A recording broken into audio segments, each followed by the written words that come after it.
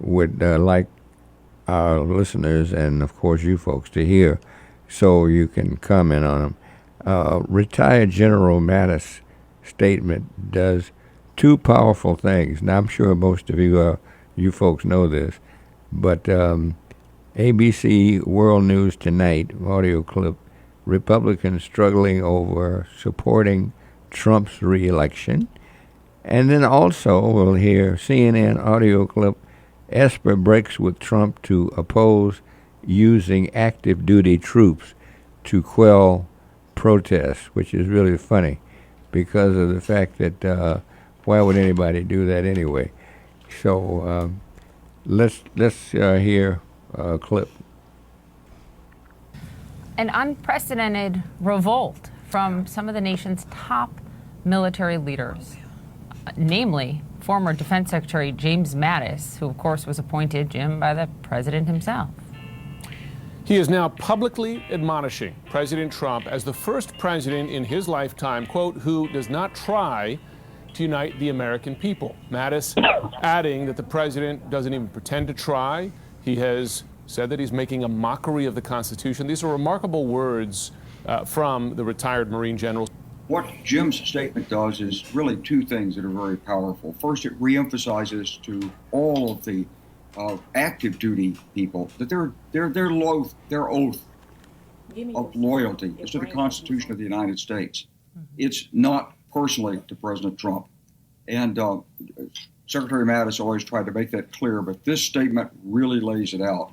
And it also provides top cover for other retired senior officers to speak out. It provides top cover perhaps for even some members of the Congress to speak out. It warns some of Trump's base that he's lost the support of one of his most powerful supporters, who had been his Secretary of Defense. This is a very, very powerful, significant statement. But I also want to say, Mike Mullen, the former chairman of the Joint Chiefs of Staff, and Marty Dempsey, they've also been very reserved in speaking out, and both of them also spoke out. So this is powerful.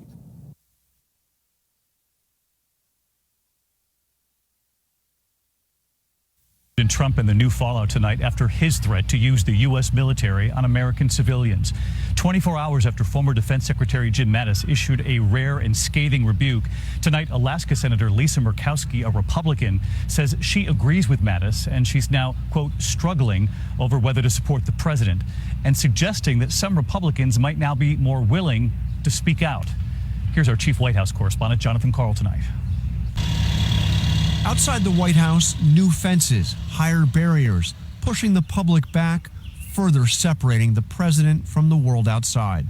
He has been out of sight for 2 days, communicating through his digital megaphone, Twitter. More than 75 tweets since midnight, many of them slogans: "Make America Great Again," "Law and Order." Outside, the protests persisting. Inside the Capitol building, Democratic senators joined together in silence, some taking a knee for 8 minutes, 46 seconds in honor of George Floyd. As the stunning condemnation of President Trump by his former defense secretary, retired General Jim Mattis, reverberates throughout the city. Donald Trump is the first president in my lifetime who does not try to unite the American people, does not even pretend to try, Mattis wrote. Instead, he tries to divide us. We are witnessing the consequences of 3 years without mature leadership. Mattis expressed outrage at the forceful removal of peaceful protesters to make room for what he called a bizarre photo op. Mattis's words prompted a forceful response from Republican Senator Lisa Murkowski. I was really thankful. I thought General Mattis's words were true and honest and necessary and overdue.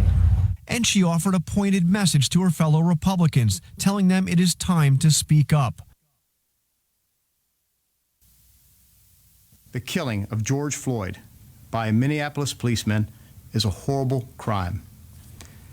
The officers on the scene that day should be held accountable for his murder. It is a tragedy that we have seen repeat itself too many times. With great sympathy, I want to extend the deepest of condolences to the family and friends of George Floyd from me and the department. Racism is real in America, and we must all do our very best to recognize it, to confront it, and to eradicate it. I've always been proud to be a member of an institution, the United States military, that embraces diversity and inclusion and prohibits hate and discrimination in all forms. More often than not, we have led on these issues. And while we still have much to do on this front, leaders across DoD and the services take this responsibility seriously, and we are determined to make a difference. Every member of this department has sworn an oath to uphold and defend the Constitution of the United States of America. I've taken this oath many times, beginning at the age of 18 when I entered West Point. The rights that are embedded in this great document begin with the First Amendment, which guarantees the 5 freedoms of speech, religion, press, assembly, and the right to petition the government.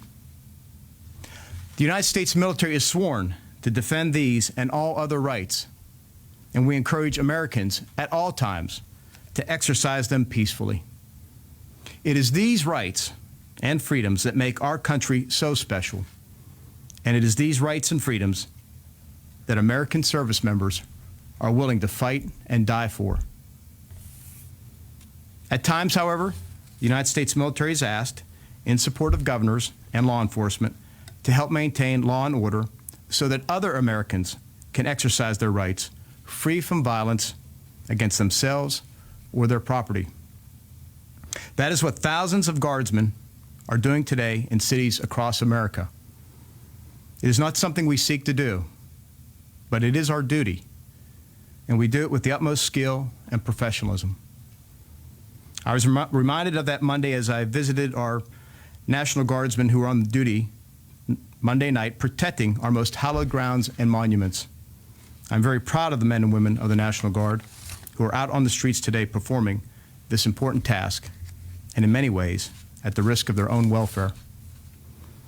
I've always believed and continue to believe that the National Guard is best suited for performing domestic support to civil authorities in these situations in support of local law enforcement.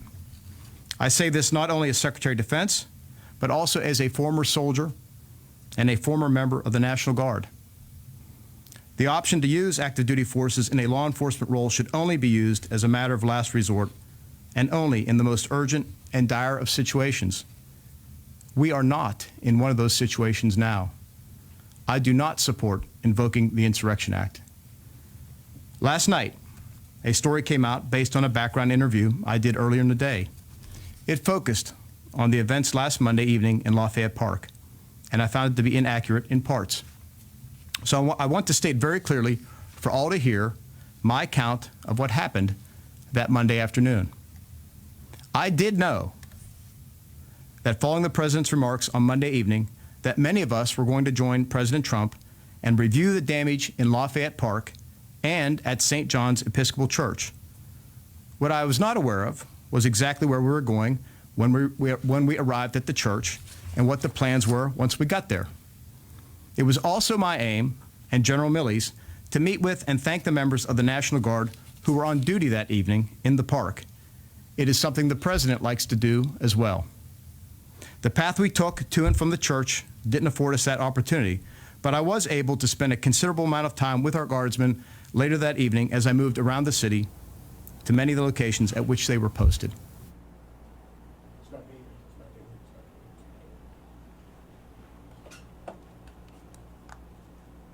Okay, all right. We'll take calls on this. Let's go to Dr. Arnold. What do you think of this? Yeah, I think it's really it's an atrocity that they would actually utilize our own military forces against our own people. And I am, deeply, deeply saddened by that. And I also have my prayers going out to Mr. Floyd and his entire family and his friends and actually our people throughout the country, because we have been subjected to some things that are just short of death of what he had to go through. And, for Mark Milley, the 4-star general and chairman Joint Chiefs of Staff to make comments, and Defense Secretary Mark Esper, for them to be utilized to take a photograph after attacking our citizens with tear gas, a helicopter, and pepper bullets. I just don't understand where we are. And we afforded our enemies overseas when I was in Iraq more respect under the Constitution than we are affording our own citizens at this current time. I can believe that for sure. That's without a doubt. Let's go to Rochelle Crump. Rochelle, what do you think about this? Rochelle, are you there? Yes, I'm sorry. I was on mute. Okay, all right. I think that, Esper not only speaks from courage, she speaks from his own conscience, his own values, his expertise, and I think he understands the lack of equal justice, that's going on, and the sworn oath that he took also, as with General Mattis, regarding this matter and being used in the way that, they're trying to use them, and use the troops for. I just don't believe in it. I think that, what he spoke was genuine. I think that it was resourceful for them to understand that it should be just used as a last resort. And when you think about, the rights of the protesters and their freedom to assembly, and, why does it take us to be silent and watch a man get killed? They say nothing, and then when, we rise up as a people, then it's a problem. They shouldn't have to go through that. We shouldn't have to watch a man die in order for us to have to demand that we have, accountability of doing the things that we should be doing in the first place, and using the military was not for that, and if you look at martial law, I want to ask, Dr. Arnold, were you all trained for martial law, in America? Or is that just something for, just for being in a foreign place, would you have to do that? Are you trained for that here in America? Because that has a big difference in how you push our military out there in our own communities. Yeah, we have some That's my thought. Thank you. Yeah, we do have some civil disturbance training and those kinds of things, but the issue is really that we need to have rules of engagement for our citizens, African-American citizens, people of color, Latino, whoever, even the poor white people who are in this country who are mistreated at times. We need to have rules of engagement like we had and we were expected to have when we were over in Iraq with people who were supposed to be suspected terrorists. And we were affording them more rights under our judicial laws in the military with our JAG officers than we were to these people who are walking around like Trayvon Martin who gets shot down in the street. Yeah. We need to really change the way we approach this. Yeah, excellent point. Sean, how you doing? Pretty good. Well, I mean, the thing that I say that disturbs me is that right now we see the distortion of the reality of what's going on in our country. That's what the big problem is to me. I see when we see these problems like Dr. Arnold touched on, it's not just about George Floyd. It's Eric Garner, Trayvon Martin, Tamir Rice, Ahmaud Arbery, Breonna Taylor, Betty Jones, Laquan McDonald, Botham Jean. You can go on and on all day long with these people that have been shot at the hands of police, and then trying to militarize the situation even further by introducing the thought of using the military, mostly to me as a soundbite. I think it's mostly what the effect of it was supposed to be about, to kind of shore up the support of the people that have this mentality of ultimate force and strike first, and these things that are basically about just trying to suppress a problem that doesn't really even exist. The real problem is this becomes basically an issue about health and public safety and education, an economic issue at its core. This really is about money and power. Okay, we don't talk about the fact that 200 people died in the city of Chicago so far this year from gun violence. We have 1,000 people that got shot this year. They're mostly black and brown. Coronavirus is affecting black and brown people disproportionately to other demographics, mainly because they have that lack of access to health care. So that is what's going on. That's what this is about. George Floyd is a tipping point. That's what caused the entire explosion of the looting and things like that. So we have to get down to that question. You know what I'm saying? Yeah. So but the thing about it is, even to the point, to address that point, that you wouldn't even think about bringing the military onto the streets. Not to not to say it's even disrespectful to the National Guard. I'm a guardsman myself. So at the same time, you have to realize, for people that are out there, they're attempted to go and risk their lives to steal a radio or a television or a Fendi purse or a pair of Nikes. Yeah, you're risking your life to take a chance on something that's not going to basically help you down the road. If you're going to loot something, loot a lifetime career, loot a skill, learn a trade, learn how to be an electrician or a plumber or a doctor or a lawyer, God forbid. Preach, do something like that. Preach. These are the types of things that we don't really talk about. When we go out, we have the protests. We had the protests when Dr. King came, and we had the Civil Rights Bill. But what has changed since 1968? This is 2020. Yeah. Okay. So we have this pandemic's going on in the background. Unemployment is at all-time records. I mean, now, thankfully, we had 2.5 million jobs created last week. That was a good number. A lot of that had to do with the CARE Act and the PPP, the payroll protection money that came out. As clumsy as it was, it came out very quickly and very fast. But it did have an effect on having to kind of give a little bit of a push to help people, particularly in the minority communities, to give them some unemployment money, some stimulus money to keep the businesses going. A lot of businesses have insurance. Some businesses won't come back from these lootings. But what happens when that money runs out? Okay, if the unemployment numbers from the Department of the Bureau of Labor Statistics are incorrect or are flawed in any kind of way, because these numbers are going to be revised down the road. If they're incorrect, what happens when that stimulus money runs out? What do we do then? If you have people sitting at home that are antsy, they've been locked up for a couple of months, 2 or 3 months, they're still, even though some people are making more money on unemployment than they were at their job, but you still have a lot of people that are not getting much of anything. Right. Excellent Excellent they also point. have issues that they got to be addressed. Excellent point. Let's go take a caller. Mama D, how you doing? Oh, good. Good, Thanks good. for taking my call. You know, what we witnessed, what the world witnessed with Floyd was a torture execution. Sure. And that is a crime against humanity. And we are crimes against humanity descendants. That's what made this situation different. But if the National Guards can come to Chicago and build a hospital and yet stand guard along with the police, guarding buildings downtown that had already been looted, already been boarded up, and we on the south side was left totally without any kind of protection, and we have no stores, no drug stores, no banks, no nothing for basic life services, especially the seniors being the hardest hit. So why shouldn't the federal government come here and build up these boarded up places so we don't have to take collections and have them boarded up for the next 10 years? Why can't they come in here like they went into Little Rock, Arkansas, when the National Guards didn't do their job and they protected those students when the National Guards didn't do their job? So why can't we have them come here and solve this problem now? Gotcha, Mama D. Thank you so much for your call. Let me ask what you think of this just quickly, because we're almost out of time.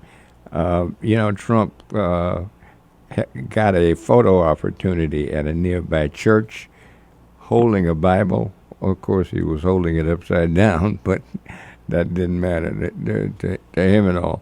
Anybody, what do you think about that, Doc? Well, holding the Bible upside down, I think that is the sign of the Antichrist, but I'm not going that far. Dr. Arnold, really? No, but I'm thinking. I think it's disrespectful, Dr. Arnold. I think it was disrespectful. What I would say is that the thing that I think really was important, and it was the original question Cliff asked, and it was, what do you think about these people? What I think about Mark Milley, and what Mark Esper did was show true leadership. It was in. That's right. Yes. No. Yeah, absolutely right. The person who's supposed to be in that post running this country. Yeah. So I have to applaud them, first of all, for having the courage and for Mattis to stand up, and for them to stand up for what is right and what is constitutionally based, and what our moral code and our ethics in the military is supposed to be for. Yes. So I, first of all, had to recognize how great they were. And I was listening to some young people saying, well, the reason why we had to do this is so you all didn't do that before. But I was talking to my little nephew, and I was talking to him, and I said, well, those people who are protesting right now, they did not have to break a solid link chain on a ankle bracelet that was holding them onto a plantation. Preach. Good point. They did not have to be a veteran who is supporting and defending this country, knowing that when they return, they will not be treated the same way. And they did not have to walk in the civil rights marches. So they are privileged to be able to walk down the street right now wearing Nikes and wearing the clothes they wear, because the people who came before them fought those battles for them. That's true. So we have to not just walk down the street, walk in a front door, go to a theater, go to a dinner, a restaurant. Right. Yes. Yes. We don't talk about is that fact that there's so many programs that are done through the military. The military itself is a way out for so many people that people don't take advantage of. Certainly you can go to join the is, National Guard and get a college degree through the military. You can. You can learn a trade, learn to be like I said. There will always be a need for an electrician, a plumber, a carpenter. There's always going to be doctors and lawyers. Those are things you can actually get done through the resources that are made available to you through hundreds of years of sacrifices that Black and brown people have made. And you do give priority and preference in a lot of those jobs, from the state, the federal, the county, the city. Absolutely. They just have to take advantage of them. I know so many of them who have come in the door that way. You're right. And they've made successful careers out of working for the government, And so we have to look at that. I want to thank the three of you. Of course, you folks do a great job. Doc, thank you so much. Rochelle. Thank you. And Sean. Yeah. Thank you so much. Okay. And can I just say this real quick? Has to be very quick. Very quick. Just hearing the voice of Floyd calling out from his mother, it should haunt everybody. As a female veteran that had one son, Lord have mercy, I can hear that man hollering for his mama. I got you. Thank you so much.